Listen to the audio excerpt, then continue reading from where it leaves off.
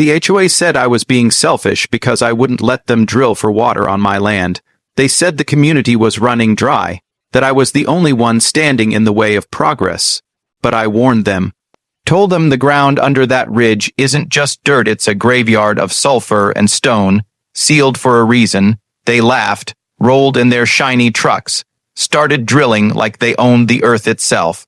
Then the ground screamed, a hiss, a crack, and a smell like rotten eggs and death crawling out from under the soil. By nightfall, the air was poison. By morning, every tree in the neighborhood stood black and brittle like nature itself had taken my side.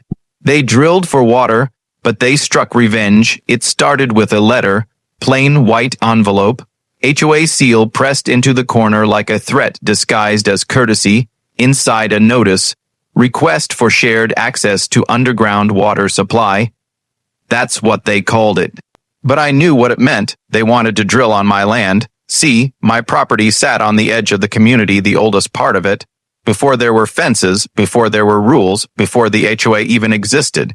This land belonged to my grandfather. He built a small house here with his bare hands. No luxury, no marble gates, just open sky, deep roots, and an old well that had been sealed shut since the 1950s. That well was the reason we never ran out of water, even in drought. Even when every lawn in the neighborhood turned brown, mine stayed green, not because of privilege, because of history. But the HOA didn't care about that.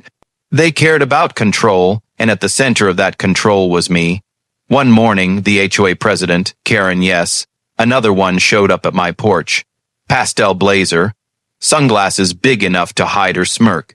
Behind her, 3 board members, each holding clipboards like weapons. Mr. Davis, she started, the board has voted to initiate a community water project. Since your property is closest to the underground source, we'll need temporary access for drilling. I didn't move. Didn't even blink. You mean the ridge? I asked quietly. She smiled. Yes, that's the one. I looked past her at the hill behind my house, the same hill where my grandfather used to warn me never to dig too deep. He'd say that ground breathes. As a kid, I laughed it off. As a man, I learned he wasn't joking. There were sulfur veins under their black gas pockets buried deep beneath the stone. He'd sealed the well not because it ran dry, but because it was too alive. Karen, I said slowly, that land isn't safe. She tilted her head. Unsafe. It's dirt, Mr. Davis. We'll take care of the rest. I tried to explain. Tried to tell her what my grandfather told me about the day he sealed the well, the night the air burned, the strange yellow smoke that seeped from the ground for 3 days. She just laughed. Stories don't stop progress. By the end of the week, I heard the sound of diesel engines. Trucks, rigs, men in hard hats. They'd brought in equipment without permission. I stormed out to the ridge. Who gave you the right to dig here? I shouted. One of the workers looked nervous, glancing at a clipboard. Ma'am from the HOA said you approved it. Karen stepped out of her SUV, holding her latte like it was a badge. Oh, relax, Mr. Davis. It's just a test drill. If we hit water, everyone benefits. I stared at the spinning rig, the metal teeth biting into my family's soil. The air already smelled different, sharp, like burnt matches. You don't understand. I warned, voice trembling now. If you break through the stone under this ridge. But the roar of the machine drowned me out. The drill hit something. A faint hiss escaped the ground. For a moment, everything stopped. The air grew heavy, still almost listening. Then it came a deep rumble like thunder beneath our feet, and the smell. The smell hit us like a slap. Rotten eggs, fire, death. Karen screamed. Workers stumbled back. The ground around the drill began to steam. I shouted, shut it down now. But it was too late. The hiss turned into a roar.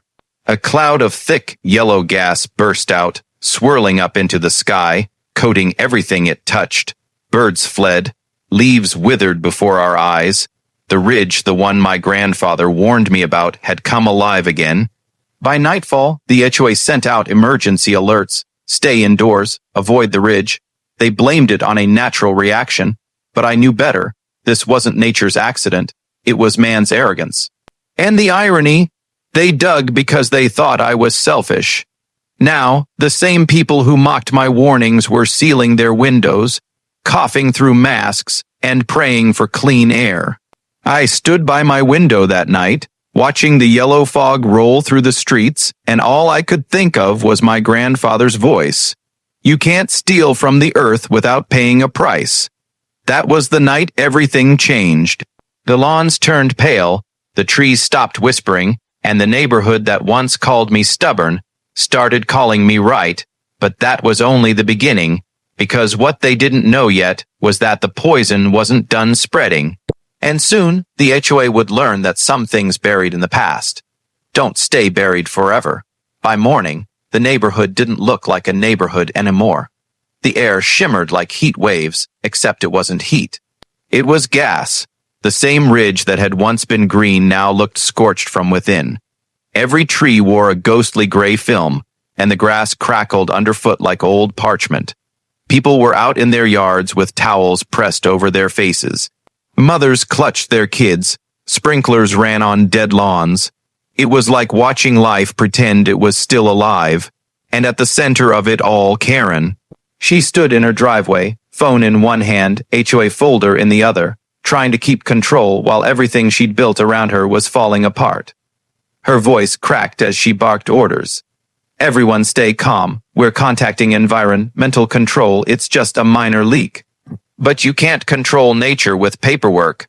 The sulfur smell hung heavy, sinking into every pore, every window, every breath. Dogs barked endlessly. Birds were gone. Even the wind seemed afraid to move.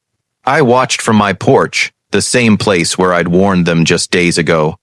The same ground where my grandfather once said, "Never wake what sleeps under the stone." And now, they'd woken it. That afternoon, the first trees started to die. The oak near the park, the one that shaded the summer fairs, turned black from the inside out. Its bark split with a sound like bones cracking. The branches sagged, dripping yellowish sap that burned holes into the soil. Neighbors screamed. One woman ran with a bucket of water, trying to save her rose bushes, but the water hissed when it hit the ground, steaming like acid. Within hours, lawns turned from green to gray. By nightfall, the whole community looked like it had aged 100 years. The HOA called an emergency meeting at the community center. Karen stood at the front, red-eyed but defiant. "We will resolve this," she said. "Our contractors are working with the city. The source will be contained." Someone shouted from the crowd, "You caused this?" Another voice, "You drilled without clearance." The room erupted. Accusations flew like sparks. And through it all, she just kept saying, "We were doing it for the community." When it was my turn to speak, every eye turned toward me, the man they once mocked, the one who warned them. I stepped forward slowly, my voice calm but cutting through the chaos like a blade. "You didn't drill for water," I said. "You drilled through history." Karen scoffed. "You think your ghost stories caused this?" I looked her dead in the eye. "I think your pride did." That night, I couldn't sleep. The air burned even indoors. My throat felt coated in smoke. I looked out the window. The streetlights flickered through the fog. The whole neighborhood glowed an eerie, sickly yellow, and then I saw something that made my heart stop. Down by the ridge where the drill had been, the ground wasn't just smoking anymore. It was bubbling, like something alive was trying to claw its way out. I grabbed my flashlight and went out, against every instinct. The air was thick, metallic, sharp, alive. Every step crunched against brittle grass that used to be soft and green. When I reached the ridge, the earth was cracked open. The drill lay on its side, melted. The ground around it pulsed faintly, a faint red glow seeping from deep below. And in the center of it all was the pipe the HOA had installed, shaking violently, gas hissing from every seam. Then I heard it, a faint sound beneath the earth. A low, rhythmic pulse, like the ground itself was breathing again. The next morning, the city sent inspectors. They wore hazmat suits. When they arrived at Karen's house, she came out screaming about private property and community rights. But they didn't even look at her. One of the inspectors turned to me and asked quietly, "When did this start?" I pointed to the ridge. "When they broke the seal." The man frowned. "Seal?" I nodded. "My grandfather sealed that well 70 years ago. Said the air was bad. Said the ground burned his hands when he tried to dig deeper." The inspector's face went pale. He walked back to his truck and radioed someone. His tone changed, urgent, nervous. "That night, they taped off the entire hill, biohazard area, no entry."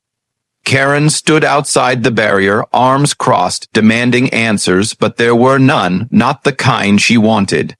Days turned into weeks. The HOA meetings stopped. The lawns never came back. Even the air felt different, like the neighborhood had lost its heartbeat. And every time I looked at that ridge, I felt the same mix of anger and sadness. Anger because they'd ignored every warning, sadness because it wasn't just them who paid the price. Kids couldn't play outside, pets got sick. Families started moving away, and for the first time since my grandfather's death, the land felt truly empty. Then one evening, a knock at my door. It was Karen, no blazer this time, no sunglasses, just a trembling voice and eyes red from crying. She whispered, "We didn't know." I looked past her, saw the barren trees behind her, their branches still smoldering faintly under the dying sun. "You didn't want to know," I said quietly. She nodded, tears streaking her face. And for the first time, she didn't argue. But what none of us knew yet was that the sulfur wasn't done spreading. Because sometimes when you break something buried long enough, it doesn't stop at where you drilled. It follows you, and by the time the HOA realized that, it was already too late. The smell hit first, sharp, rotten, like burnt eggs mixed with death.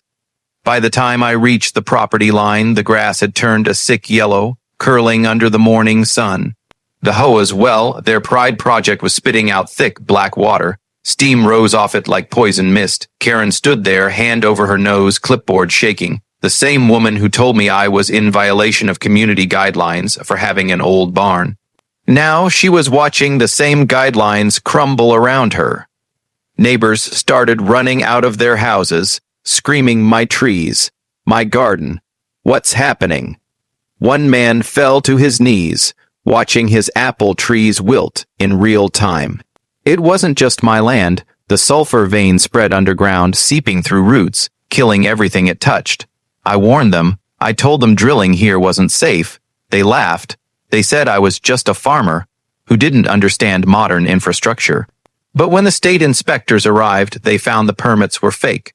The signatures forged. The licensed driller, hired by Karen's HOA, wasn't licensed at all.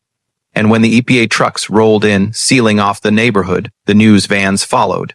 Headlines hit the evening broadcast. HOA illegal drilling project destroys local ecosystem. I watched from my porch as they taped off every lot, yellow hazard lines cutting through their manicured lawns. The once perfect neighborhood smelled like sulfur and regret. Karen tried to hide behind her sunglasses, but her name was already trending. People she once bossed around now crossed the street to avoid her. The HOA disbanded within a month, bankrupt, buried in lawsuits, stripped of all power. And as for me, I rebuilt my land, planted fresh soil, let the earth breathe again. I didn't celebrate, didn't gloat. Because this wasn't victory. It was a warning. You can control people for a while. You can rewrite rules, fake authority. But when you mess with nature or with someone's roots, the ground itself will rise up to remind you who it really belongs to. I stood under the evening sky, wind blowing through the quiet. The same wind that once carried Karen's orders now carried silence and peace. And in that silence, I whispered, "You drilled for power, but struck your own downfall." The camera lingers on the lifeless HOA sign, half buried in cracked earth, community under reconstruction.